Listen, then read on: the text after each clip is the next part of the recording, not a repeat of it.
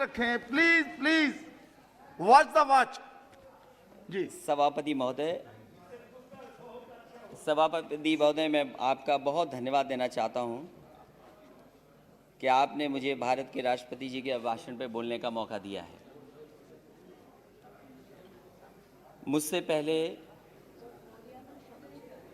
इस देश के बहुत ही सीनियर नेता और जम्मू कश्मीर के कई बार मुख्यमंत्री रहे, उन्होंने बहुत ही भावनात्मक बातें कहीं और इतनी इमोशनल बातें कहीं उन्होंने। वो हमारे भारत की पहचान है।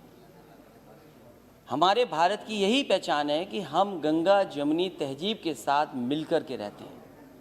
हमारी जो तहजीब है वो मिली जुली तहजीब है। हम सदियों से एक साथ रहे हैं मिलकर के। ये हमारे भारत की पहचान है।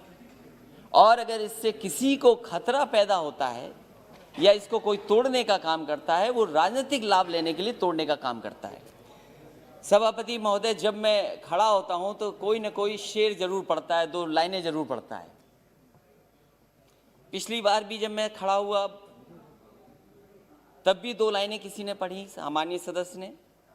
सभापति महोदय, आज भी मैं खड़ा हो रहा था, उससे पहले 2 लाइनें बोली गईं। मैं उन 2 लाइनों के आगे अपनी 2 लाइनें जोड़ देता हूं और वही देश की राजनीति है। वही रास्ता जो आज सत्ता में लोग हैं उन्होंने अपनाया हुआ है। मैं उनके साथ अपनी 2 लाइनें जोड़ता हूं कि जब तक पिछला कर्तव्य लोग समझ पाए, जब तक पिछला कर्तव्य लोग समझ पाए, एक तमाशा और खड़ा कर देता हूं।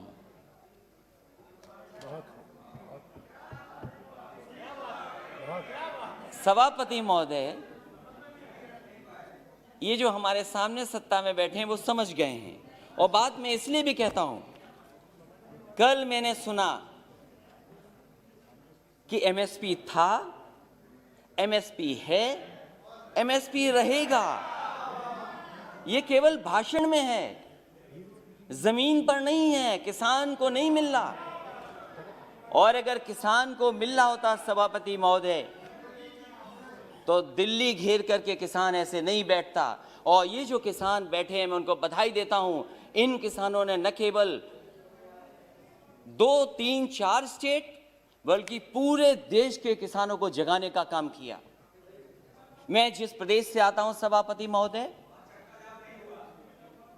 मैं इनसे जानना चाहता हूं कि उस प्रदेश की जनता ने 2 बार इनकी सरकार बनवाई है।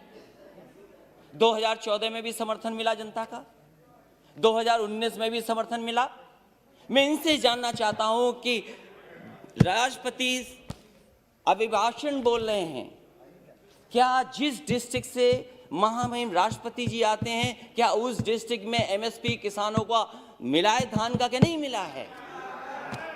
और जो लोग जो ये कह रहे हैं कि एमएसपी था, एमएसपी है, एमएसपी रहेगा, मैं उनसे जानना चाहता हूं, माननीय सदस्यों से पूछना चाहता हूं कि बताएं जहां से वो चुन करके आते हैं, उस जिले में किसानों को धान का एमएसपी मिला है कि नहीं मिला है? इनके बोलने से मिल गया, लेकिन मुझे खुशी है सभापति महोदय, ये जो बोल रहे हैं, ये देश सुन रहा है, किसान देख रहा है। जहां के राष्ट्रपति महोदय हैं, उसके बगल का क्षेत्र हमारा है। न एमएसपी धान का मिला, न एमएसपी मक्के का मिला। और मैं तो कहता हूं माननीय सदस्यों से, आप तो सपना ये देख रहे हो, न जाने कितने साल सरकार में रहोगे, कितना बड़ा सपना देख रहे हो आप। और क्या आप जिनके नेतृत्व में चुनाव लड़ रहे हैं उनको सत्य नहीं बताना चाहते? आप अपने क्षेत्र में जाओ, क्या आपको एमएसपी दिला पाए हो किसी किसान को? तो बताओ हमें आप। और जहां तक केवल राष्ट्रपति महोदय, प्रधानमंत्री, वही नहीं, देश के डिफेंस मिनिस्टर भी वहीं से आते हैं।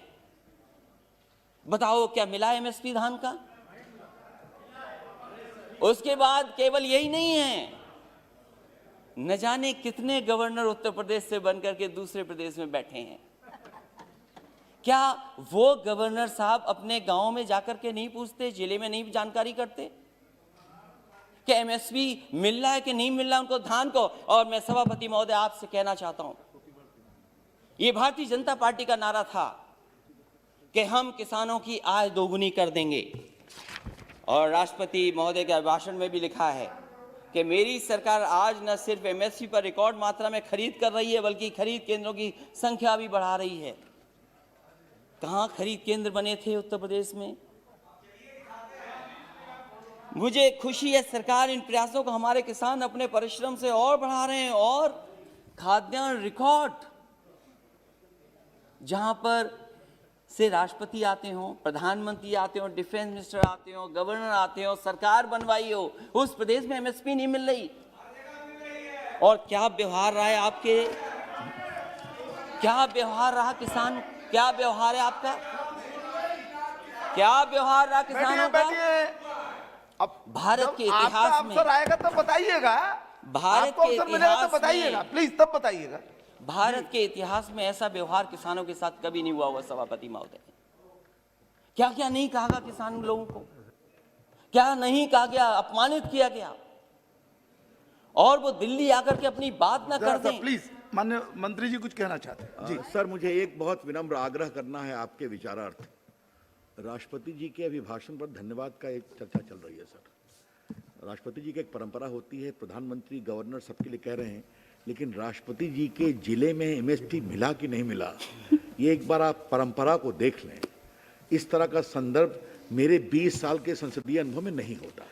जी जी, वो भी मुख्यमंत्री रहे। आपने इंगित किया है, देख लेंगे। नहीं, मैं सभापति महोदय, अगर मंत्री जी ने ये बात, राष्ट्रपति का संदर्भ सभापति महोदय नहीं ले सकते हैं। सभापति महोदय, अगर ये सभापति महोदय अगर ये कोई संदर्भ में नहीं आए, लेकिन कम से कम हम जाने तो सही। ओके ओके, देख लेंगे, ओके ओके, देख लेंगे लिखा है। और please continue sir, that's all I have to say. स्वागत है, मैं प्लीज उनके बगल की स्वागत है, बैठ जाइए। जहाँ वो से मैं आता मुख्यमंत्री रहे हैं, वो भी जानते हैं, मुख्यमंत्री रहे उत्तर प्रदेश के जी। ऐसा व्यवहार किसानों के साथ कभी नहीं हुआ, और कितना अपमानित किया गया उनको, क्या क्या कह करके नहीं बुलाया गया उनको। और ये जो तीनों कानून है वो केवल इतना चाहते हैं, जब ये सरकार कह रही हम किसानों के लिए कानून बना करके लाएं, अगर किसान उन कानून को नहीं स्वीकार कर रही है तो सरकार क्यों नहीं कानूनों को वापस लेती है? जिनके लिए ये कानून बना है, जिनके लिए कानून बना है, वो कानून नहीं चाहते हैं, तो सरकार को आखिरकार कौन रोक रहा है? और क्या ये आरोप ठीक नहीं है कि कॉर्पोरेट घराने को लिए आपने कारपेट बिछा करके इन कानूनों को लाने का काम किया? आपने, आप जनता से चुन करके आते हैं, जनप्रतिनिधि बन रहे हैं, लेकिन लगता यहां पर है सदन में बैठ करके आप धन प्रतिनिधि बन करके आए हैं। और क्या कहते हैं आप? जो लोग आंदोलन कर रहे हैं उनके लिए आप क्या कहते हैं? जो आंदोलन, ये देश आजाद हुआ आंदोलन से, न जाने कितने अधिकार मिले आंदोलन से। वोट डालने का महिलाओं का अधिकार आंदोलन से मिला, न जाने कितने आंदोलनों से नेता निकले बन करके। राष्ट्रपिता महात्मा गांधी देश के बने क्योंकि आंदोलन लड़े, आंदोलन में खड़े हुए, न केवल अफ्रीका, दुनिया, बल्कि भारत जैसे देश को आजादी दिलाई उन्होंने। उस आंदोलन के बारे में क्या कहा जा रहा है कि आंदोलन जीवी हैं। मैं उनको क्या कहूं, मैं उन लोगों को क्या कहूं जो लगातार चंदा लेने निकल जाते हैं? क्या वो चंदा जीवित संगठन के लोग नहीं हैं? अगर वो हो सकते हैं जिनको आप आंदोलन जीवी बोल रहे हैं, तो आप भी तो चंदा लेने के लिए निकल पड़ते हैं, जब कहीं तब निकल जाते हैं आप। क्या आप चंदा जीवी नहीं है?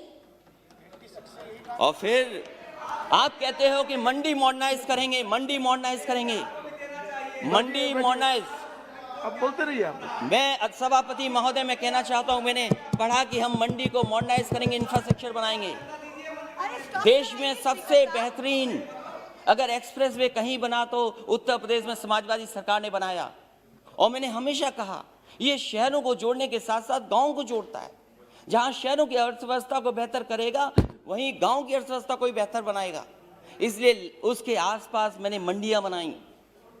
मैंने आलू की मंडी बनाई कन्नौज, फर्रुखाबाद, कानपुर देहात के आसपास के लोगों के लिए। एक मैनपुरी, इटावा और आसपास के लोगों के लिए अनाज की मंडी बनाई।